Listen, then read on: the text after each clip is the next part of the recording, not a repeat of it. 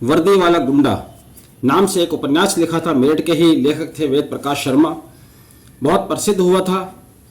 आप शायद उसको ना जानते हो या वो आपको याद ना रहे हो, लेकिन जस्टिस A.N. मुल्ला का नाम आपने ज़रूर सुना होगा। जस्टिस आनंद नारायण मुल्ला, जिन्होंने आज से करीब 60 साल पहले पुलिस वालों को अपराधियों का एक सबसे बड़ा संगठित ग्रुप कहा था। संगठित ग्रुप कहा था, क्या कहा था उन्होंने, ये मैं आपको पढ़कर एग्जैक्ट उन्हीं के शब्दों में बताऊंगा, और आज वो बात क्यों रेलिवेंट है ये भी हम आगे करेंगे। Justice A.N. मुल्ला ने कहा था, मैं जिम्मेदारी के सभी अर्थों के साथ कहता हूं कि पूरे देश में एक भी कानून विहीन समूह नहीं है जिसका अपराध का रिकॉर्ड अपराधियों के संगठित गिरोह भारतीय पुलिस बल की तुलना में कहीं भी ठहरता हो। अर्थात उन्होंने पुलिस बल को अपराधियों का एक संगठित गिरोह करार दिया था। आज ये बात इसलिए दोहराई जा रही है कि आप पहले इस वीडियो को देखिएगा। इस वीडियो को देखने के बाद आपको खुद पता चल जाएगा कि ये बात किस परिप्रेक्ष्य में कही गई है, क्यों कही गई है और क्यों ये बात सही है। गोली मार मार गोली मार।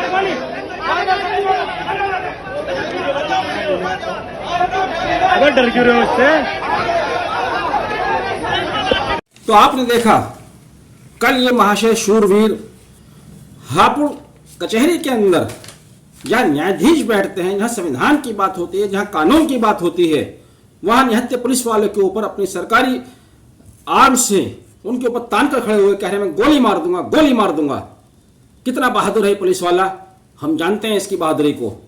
जब कभी वास्तव में इनका बदमाशों से पाला पड़ जाता है तो तालाब के अंदर घुस जाते हैं, झाड़ियों में घुस जाते हैं, अपने अधिकारियों को छोड़कर भाग जाते हैं। ऐसा कौन सा अपराध इन वकीलों ने किया था? क्या आपको इनके अंदर कोई आतंकवादी दिखाई दे रहा था? क्या आपको कोई बहुत बड़ा अपराधी सामने खड़ा हुआ दिखाई दे रहा था जिसको आप बार बार धमकी दे रहे हैं कि मैं आपको गोली मार दूंगा, गोली मार दूंगा? उसके बाद वकीलों का गुस्सा फूटना जायज था।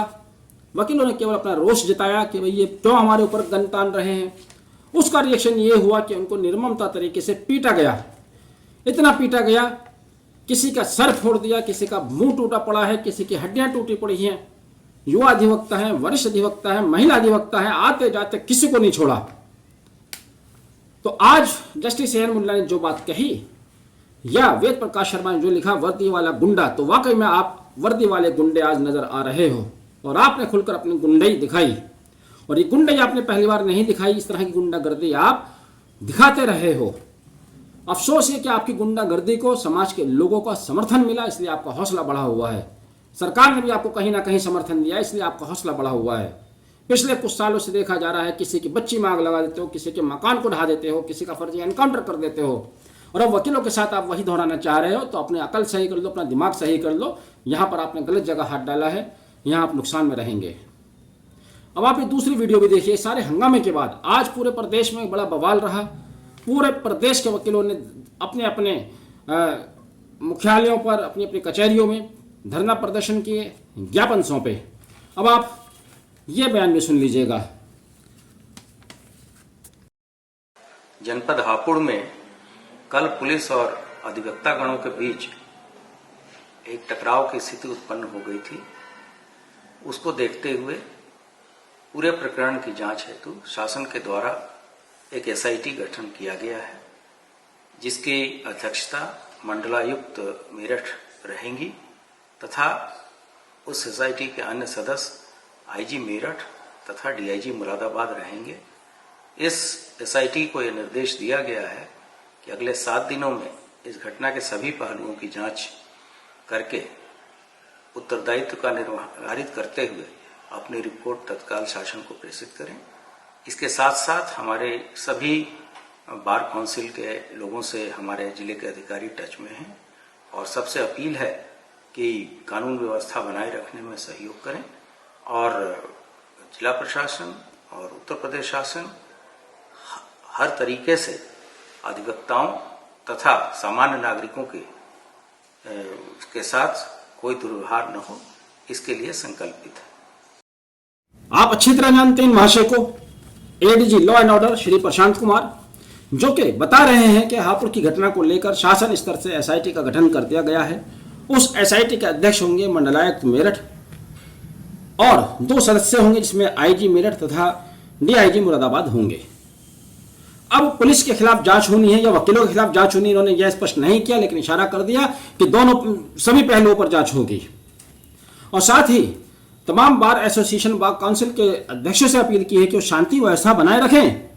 एडी साहब अपने गुंडों को संभालिए, अपने गुंडों के लिए आपने कोई डायरेक्शन नहीं दिया कि वो कहीं भी गुंडागर्दी दिखाने खड़े हो जाते हैं। उनके हाथ में हथियार हैं, उन हथियारों के बल पर गुंडागर्दी दिखाते हैं, समाज के लोगों को डराते हैं, आम लोगों को।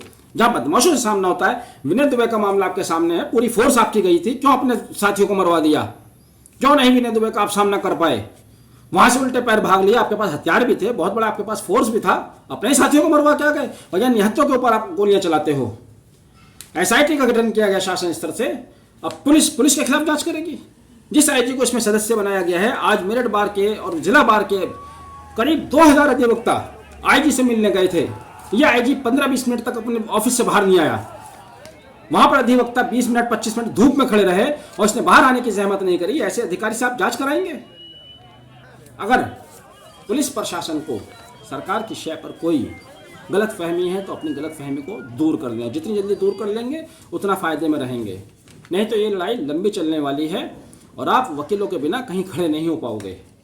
तुम्हारा जितना भी काला सफेद चलता है, झूठ से चलता है, कहीं ना कहीं आप भी वकीलों का आके सहारा लेते हो, उनका आश्रय लेते हो। आज अच्छी बात ये रही, सुप्रीम कोर्ट बार एसोसिएशन ने भी हापुड़ के वकीलों के पक्ष में प्रस्ताव पास किया। उन्होंने शासन से जांच कराकर दोषी पुलिसकर्मियों के खिलाफ मुकदमे दर्ज करने का आह्वान किया है, मुआवजे का आह्वान किया है। और उसके बाद यूपी बार काउंसिल द्वारा भी प्रस्ताव पास किया गया है। बार काउंसिल के अध्यक्ष शिव कुमार गौड़ आज यहाँ आए थे हापुड़।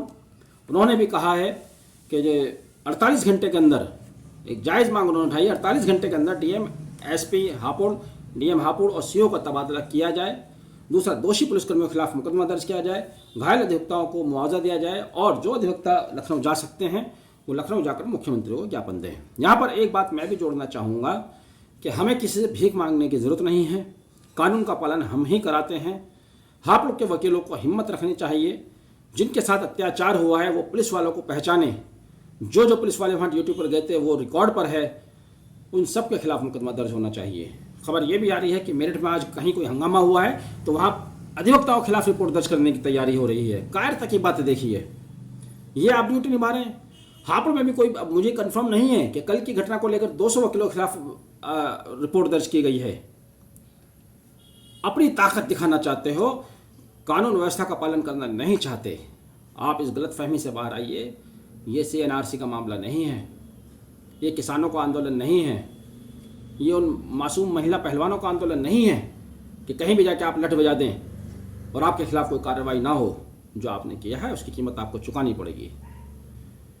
सरकार को भी चाहिए कि अब तक वो इसको, पुलिस को जिस तरह से आश्रय देती आई है, अगर इसी आश्रय को देना बरकरार रखा तो आपको भी भारी नुकसान उठाना पड़ सकता है। पुलिस ने जिस तरह से अत्याचार हापुड़ में किया और उसके खिलाफ अभी तक जिस तरह से मुखबिरी दिखा रही है, बहुत ही निंदनीय है। लेकिन चाहे कुछ भी कर लें, पुलिस को अपनी गलती माननी पड़ेगी और जितनी जल्दी मान ले अच्छा है। कम से कम जितने पुलिस वाले थे वहाँ 100 थे, 125 थे, 150 थे, उन सब के खिलाफ मुकदमा दर्ज होना चाहिए। हापुड़ के वकीलों से मैं फिर निवेदन कर रहा हूँ कि इसे भीख मांगने की जरूरत नहीं है, इनके खिलाफ कंप्लेंट दर्ज कराइए। एक एक व्यक्तिगत आदमी के खिलाफ कंप्लेंट दर्ज कराइए।